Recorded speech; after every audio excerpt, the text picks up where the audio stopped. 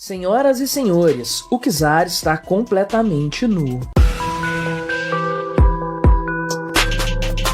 Este é o Visão Libertária, sua fonte de informações descentralizadas e distribuídas. Este artigo foi escrito por Estação Verão, revisado por historiador libertário, narrado e produzido por mim, Quinta Essência. Faremos um exercício mental similar a um sugerido pelo escritor Bruno Maçães. Imaginem o que os nacionalistas e a esquerda estariam dizendo agora se fosse nos Estados Unidos que um comboio armado tivesse saído da Flórida, marchando para Washington, com seu líder dizendo que iria enforcar em praça pública o ministro da Defesa. Não só isso, imagina que esse comboio tivesse derrubado helicópteros, matado vários pilotos e ainda tivesse ocupado um distrito militar inteirinho do país, além de ocupar cidades importantes no caminho, como Atlanta e Charlotte. Agora, imaginem que, como resposta, o governo americano tivesse explodido pontes e destruído as estradas que levam à capital. Adicione neste caldo que, no final de tudo, o chefe da rebelião e responsável pela morte de mais de 20 soldados, além de toda a destruição pelo país, tivesse saído completamente ileso e aplaudido pela população local. Segura toda essa descrição. A turma do mundo multipolar do BRICS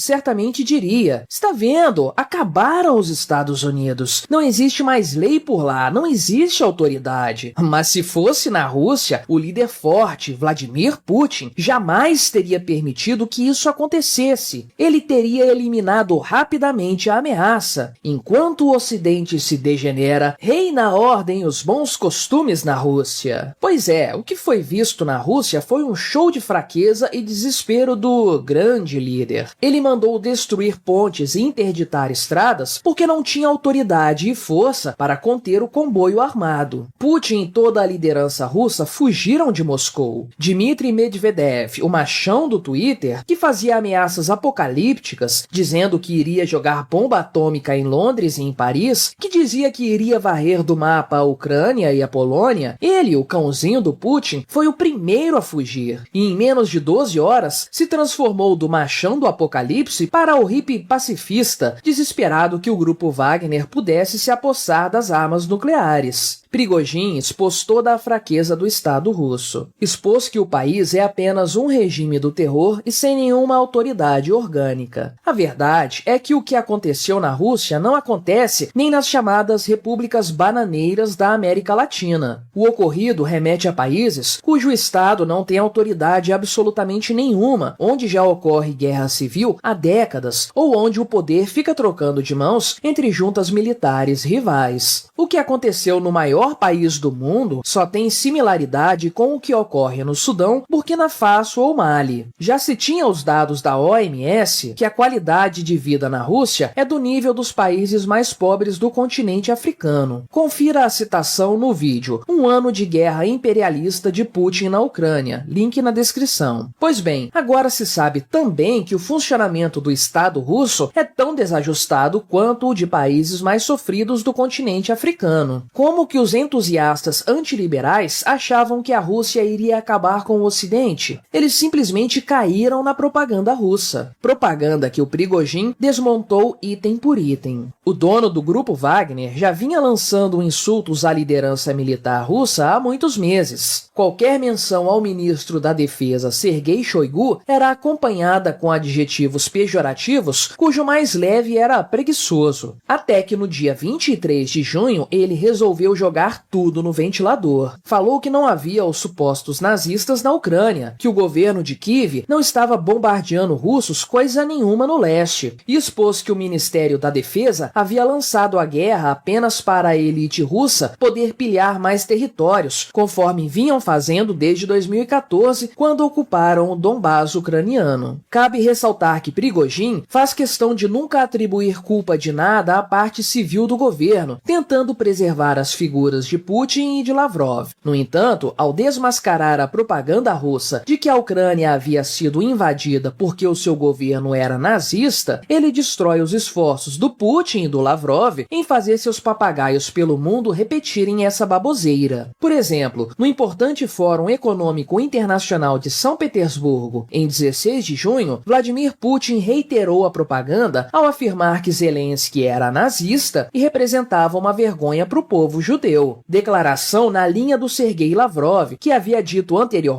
que os maiores antissemitas eram judeus e que o próprio Hitler tinha origem judaica. Discurso de natureza vil, que insinua que os próprios judeus teriam sido os responsáveis pelo Holocausto, mas que não surpreende vindo dos agentes do Kremlin. Na verdade, o que surpreendeu foi não ter tido ampla condenação pela mídia. Imagine se fosse alguém da direita política falando algo similar. Zelensky, em resposta a Putin, disse que o líder russo não pertencia ao mundo civilizado e contou a história do seu bisavô e dos 4 filhos. Todos eles pegaram em armas para defender a Ucrânia dos nazistas, e de sua família somente um filho sobreviveu, este que é seu avô. Já sua avó, que era da cidade de Kryvyi Rih, conseguiu escapar para o Cazaquistão. Kryvyi Rih é a cidade natal de Zelensky e a cidade onde praticamente todos os judeus foram assassinados durante a ocupação nazista. Portanto, é claro que a propaganda russa era absurda de tão inverossímil. No entanto, os intelectuais da esquerda brasileira e os nacionalistas a alardeavam o tempo todo. E agora que o cozinheiro do Putin demoliu isso, certamente eles não terão mais coragem de repeti-la. Isso afeta diretamente a credibilidade do Kremlin e de toda a sua teia de influencers na guerra de comunicação. O homem forte, Putin, saiu perdendo mais uma vez. No discurso de 23 de junho, Prigozhin chama a guerra de sem sentido. Ainda diz que um grande número de combatentes russos morreram por nada e declara guerra ao Ministério da Defesa russo. Diz que vai enforcar Shoigu na Praça Vermelha, como forma de trazer de volta a justiça ao país. Também fala que a autoridade presidencial não está sendo questionada e que o Ministério de Assuntos Interiores vai continuar operando normalmente. Enfim, o chefe do grupo Wagner termina dizendo